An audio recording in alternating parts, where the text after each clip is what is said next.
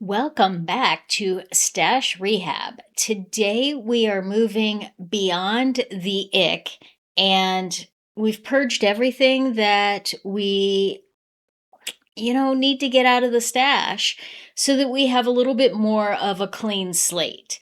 So, what we're going to move into now is getting everything organized. Today is going to really focus on the physical organization, but I don't want to negate the inventory, the actual recording what it is that we have. And I do have some videos on that, so I'll make sure to link to those below, but we're also going to talk a little bit about it next week. So the only thing I want to caveat is if you want to really do this right, maybe stay tuned and watch both episodes before you dive in. Otherwise, you might end up running the risk of having to touch the yarn twice. And this is all about making our lives easier, not harder. So we really want to minimize the number of times we're having to do this, right? So I would suggest maybe watching both episodes before you dive in, but it's totally up to you. Or watch one of the other episodes that I link as well, and then you can dive in a little bit sooner, maybe this weekend or whatever works for you. Okay, so let's start with some tips and strategies. I like to kind of get that out on the floor first so that if we dive in, we know what it is that we're doing.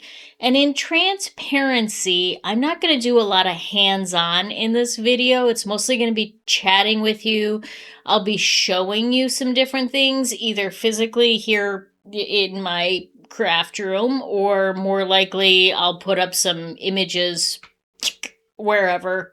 I'm going to be showing you some stuff more than I'm actually going to be diving in and doing the things, because I think from a visual perspective, it's going to make a lot more sense for you that way. So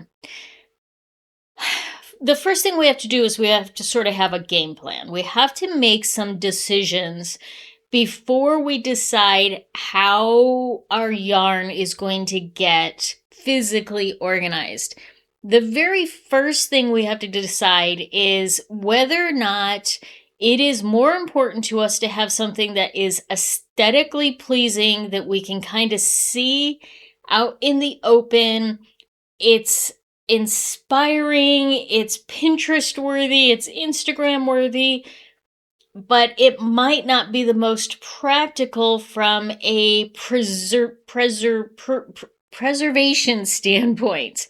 And what I mean by that is, at least, for example, like for me, when my yarn is out on display, it gets very dusty. I live in a very dusty area. I'm in the desert. There are quads and dirt bikes and hikers and horses all behind my house. So the dust gets kicked up and it is all over my yarn in no time if I leave it out on display. And that's, then when I work with it, I start sneezing because of all the dust. So it doesn't matter how often I dust, it clings to yarn. For you, it might be more of a moth issue. We don't have moths here too much. I mean, we have moths, but not the kind that eat the yarn too much.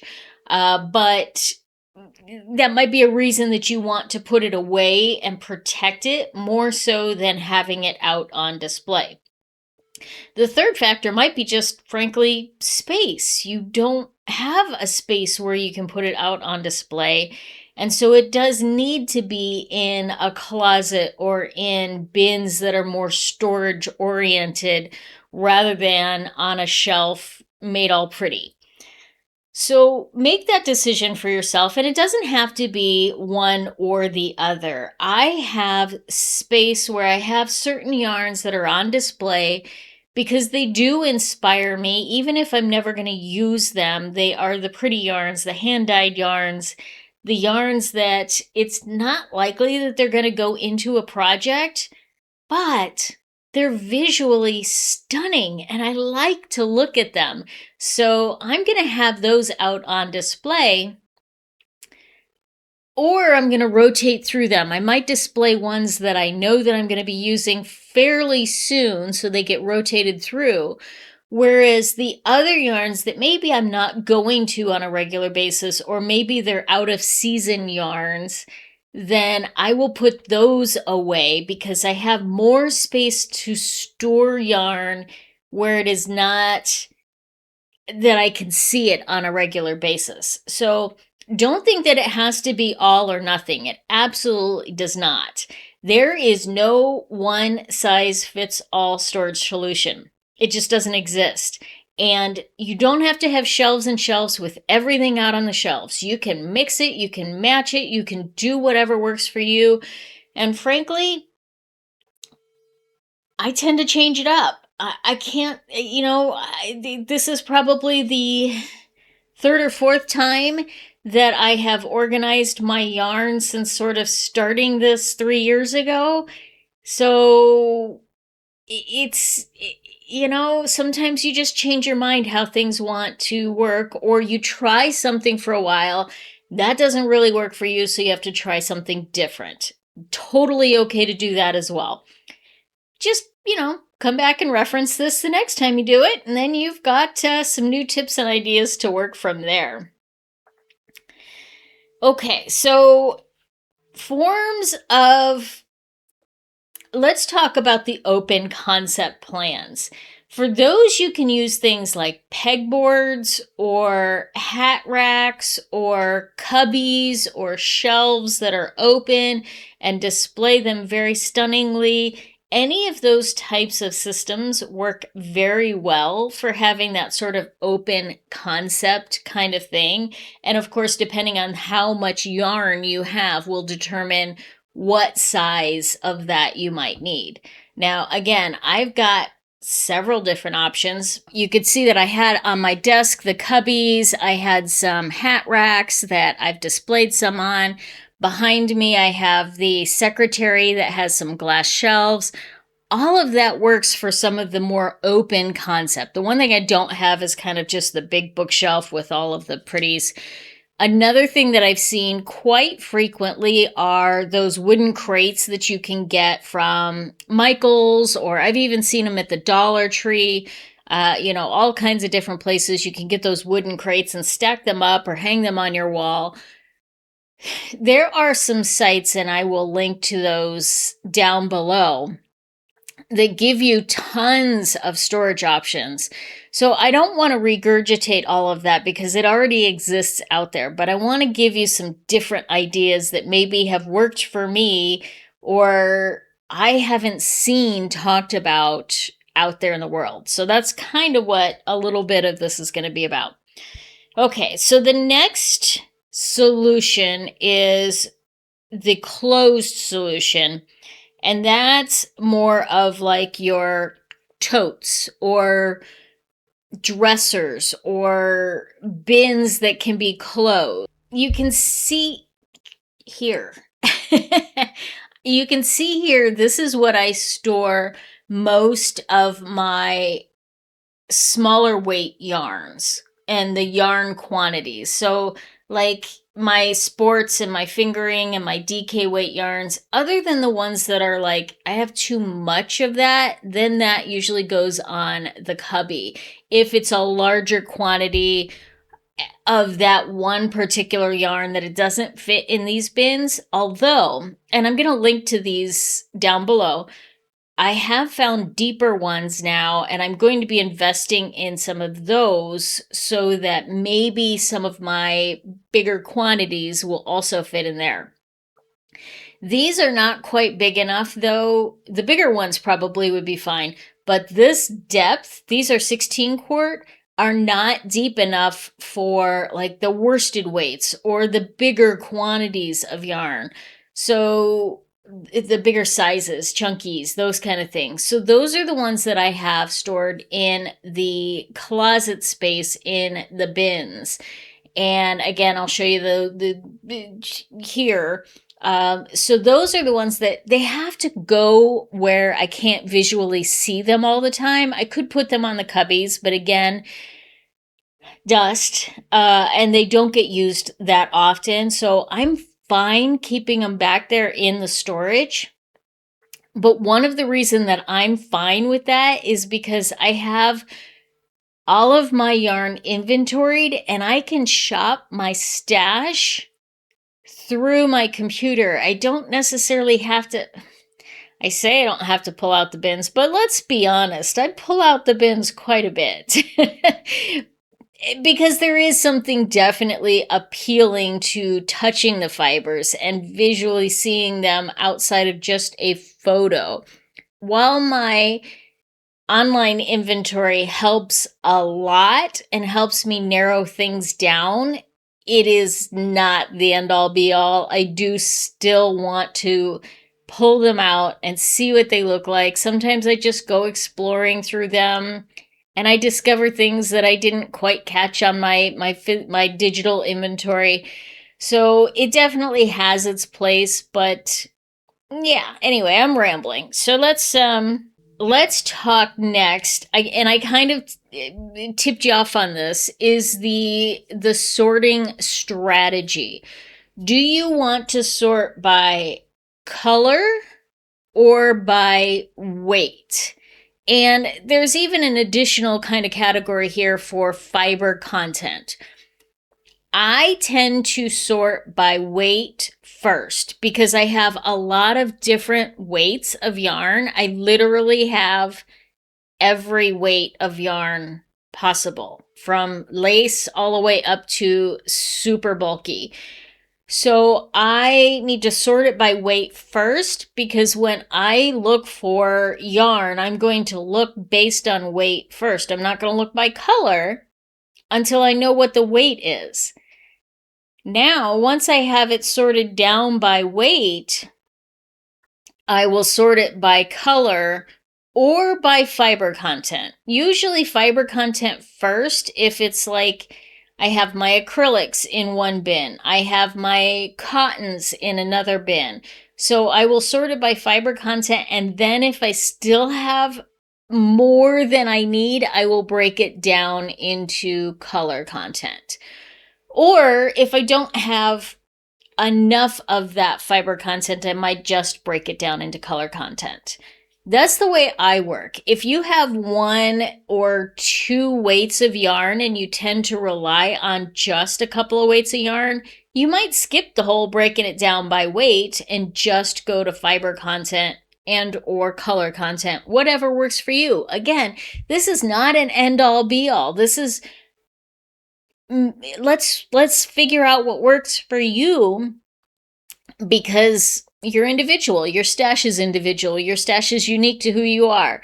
I'm just throwing some different ideas out there, and you get to figure out which ones are really gonna work for you. And if it doesn't work right now, 6 months from now, change it up and try something else, right? The other idea I've seen tossed around quite a bit is the notion of putting everything together based on the project. Great idea if all of the yarn that you buy with a specific project in mind. I don't necessarily do that. So that's not going to work for me, but that might be a perfect idea for you. Just have a library of projects instead of a library of yarn. Fabulous idea if that works for you. So, just another idea out there. Let's talk about containers, right? Because there are a million different options for containers. And I gotta tell you, I probably could have been a professional organizer if I had to choose a different career, because I loved to shop containers. I love to find the ones that are going to be not just practical, but also aesthetically pleasing. And then really using those to the maximum. But I'm not the kind of person that I'm just going to go to the container store and buy everything I need, because I'm also a very frugal person. So I do a lot of shopping at the dollar store or, discount racks or whatever the case may be. So I have a very piecemeal system, and I'm totally okay with that because it works for me. Some of the container ideas you might have, again, the plastic totes, the bins, the Sterilite containers, drawers that I use from Amazon. But even in addition to that, going to the Dollar Tree, there's tons and tons of different options. And you can find things that are going to divide your containers a little bit more. So some of the things that I found at Dollar Tree are like the clothes organizers. If you've seen these, you can put like t-shirts or these kind of things in there. These are great for keeping the yarns separate and manageable. I've also seen, and these fit in the Sterilite containers quite well, another version to kind of keep those things separated. You can use sock separators. You can use the drawer dividers, the ones that extend out. Those make great separators depending on the kind of containers you're using. So don't just think about the actual container, but if you want to kind of keep the yarn more neat and organized, these kind of inserts can really help take that organization up to the next level. Then these are great for donuts. They're great for mini skeins. They're not great for bigger cakes or bigger hanks, but if you have some of those small quantities of yarn, they're great for that. Or roll up balls and they fit in there nicely. So all kinds of different options like that. Now, let's talk a little bit about what you can do with all of those messy balls or messy cakes that you get, and they're like, ugh, it's just, every time I try and get into my yarn, it's a mess.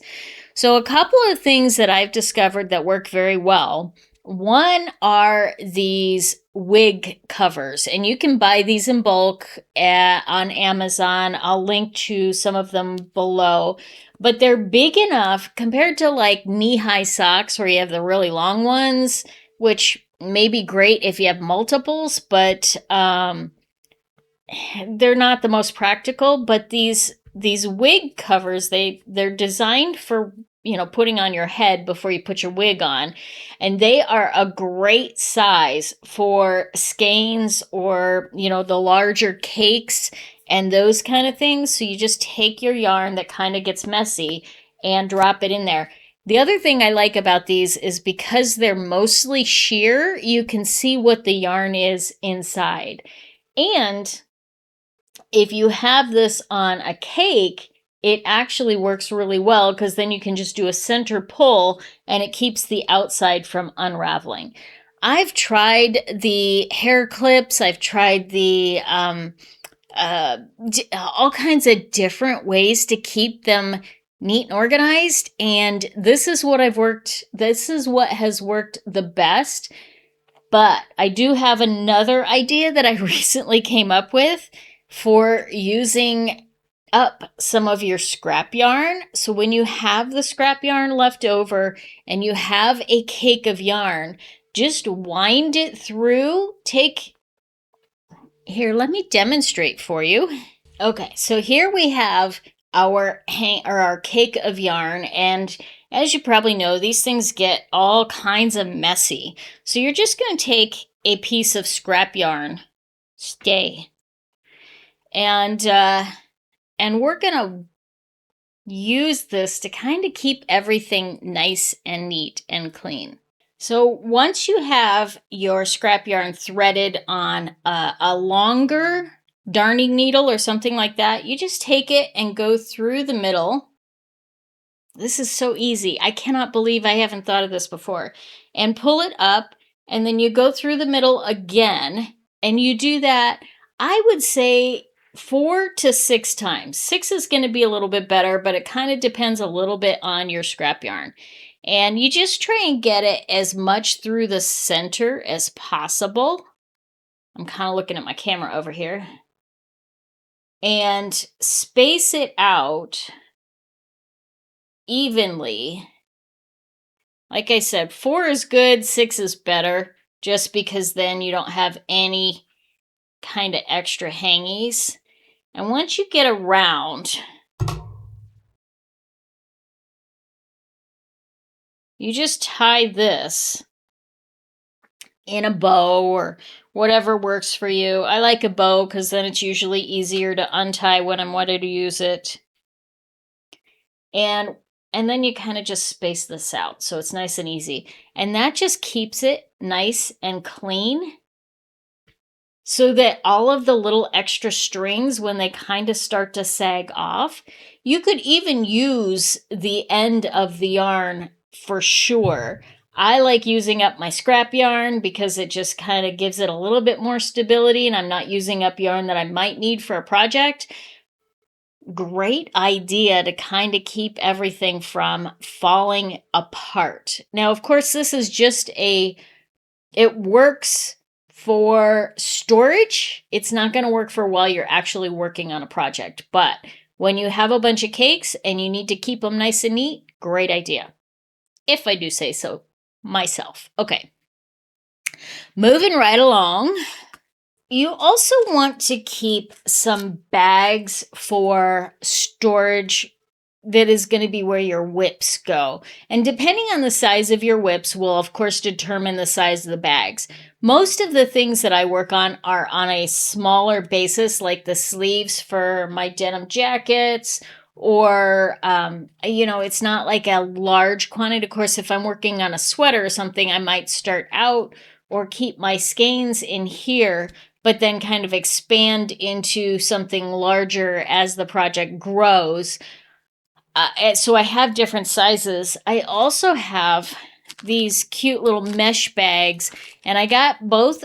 You can get both of these on Amazon. I actually picked these up at Michael's first, but they're not at Michael's anymore. You can get them on Amazon. You can get these mesh bags on Amazon too, and I will link to some below, but the ones that I bought are not that good of quality, so they're already falling apart, like even out of the package, so I wouldn't recommend the ones I got. But if you like these, there's plenty of different options on there.